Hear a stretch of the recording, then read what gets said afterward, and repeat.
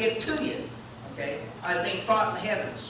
I was being fought by the enemy to get to you. So if you'll just continually ask and continue to pray to God, my point is this.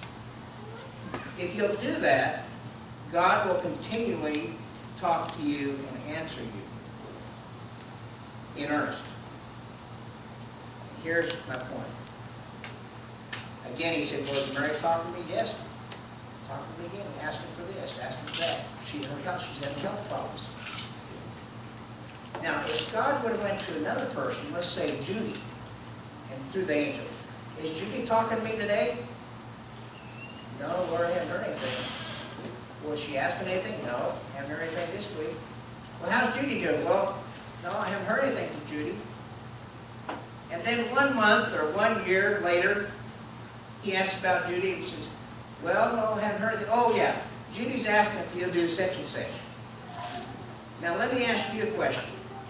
Do you think God is going to answer the person that talks to him one time, or converses with him several times? I know me, just from what I know, if someone's talking to me all the time, I want to talk to them. I'm going to want to answer them. I'm not going to pay attention. I shouldn't say God's going to pay attention to anything, but I'm going to pay attention, in my words, to the person that talks to me one time. I want to converse with the person that loves me, converse with me all the time. Did I get my point across? I never get storyteller sometimes. That's a story that sort of illustrates what I'm saying, is you need to talk to God all the time, whatever it is, and he'll answer you. And we don't know why or what or when things happen, but they happen that way. You might be standing in line at the grocery store and have to wait there and someone be there for 10 minutes, you're in a hurry, 10 minutes, 15 minutes in front of you. You don't know why, but there's a reason for that, believe it or not. And so you leave. I heard a person one time got an airplane ticket, and he got up there an airplane ticket, and they canceled his flight. And he was madder than heck, just cussing everything else about it. Well, it ended up the flight had crashed. And if he'd been on the flight, he'd have ended up dead. So maybe that was the reason he didn't make it. I don't know. We don't know what the reasons are, but I do know this from all the things that I've seen, all the things that I've heard, and I know all the things that's happened in your life.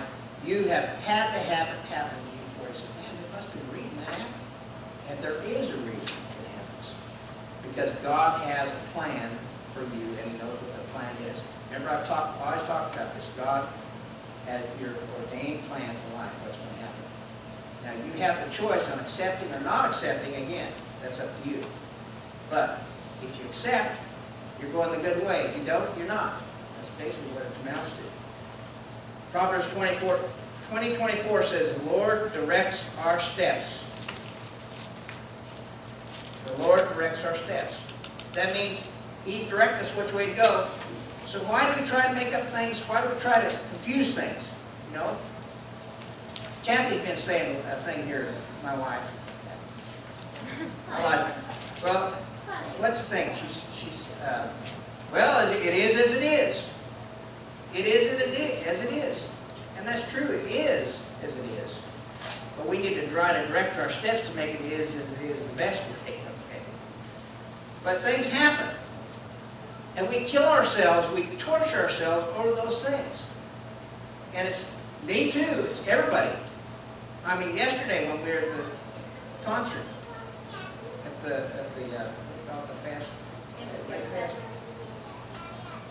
When we had problems with the technical system, it killed me. Things are going on. I mean, I was embarrassed. The band was embarrassed. But things happen. It is as it is. You know, me being late, it is as it is. All you can do is try to overcome those things and keep listening to God, praying to God, and go on. Remember, when God starts, God finishes. What God begins, God ends. When God initiates, God completes. So if you say to yourself, something, man, I'm a mess. I don't know what this is. I don't know why this is happening. I don't know why it is. You don't know. Remember, God knows. God's bigger than all of us. We tend to forget all that. We're just a little tiny ant. Tiny ant on this earth. We look at it. Less than that. God knows every hair on the body. The Bible tells us that, every hair.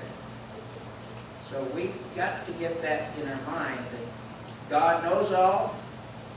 God watches over us. And I always talk about it. It's very simple. Pray to God. Pray to Him and talk to Him and tell Him your problems. And if you'll confess your problems, He'll help you. You can't come to me and say, hey, I got this problem, I got that problem, I got this problem. You can, and we'll pray for you. But when your problem is really answered is when you talk to God direct. When you tell Him what your problem is, and you talk to Him all the time. And thank Him for what He's given you. And I always say this, don't continue to ask, thank Him for what He's given you.